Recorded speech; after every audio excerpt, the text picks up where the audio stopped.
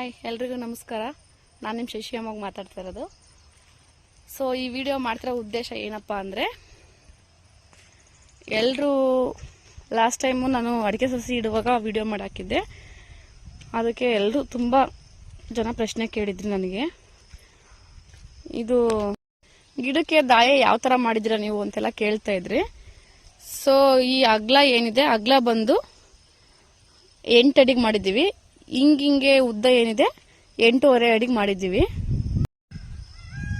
ಮತ್ತೆ ಕೆಲವ್ರು ಕೇಳ್ತಾ ಇದ್ರಿ ಎಷ್ಟು ಗಿಡ ಹಾಕಿದೀರಾ ನೀವು ಅಂತ ಹೇಳ್ಬಿಟ್ಟು. ನಾವು ಬಂದ್ಬಿಟ್ಟು 500 ಗಿಡ ಹಾಕಿದೀವಿ. 1 ಎಕರೆಗೆ ಹಾಕಿರೋದು ನಾವು. 1 ಎಕರೆಗೆ 600 ಗಿಡನೂ ಕೂರಿಸ್ಬೋದು. ನಾವು ಬಂದ್ಬಿಟ್ಟು 500 ಗಿಡ ಕೂರಿಸಿದೀವಿ.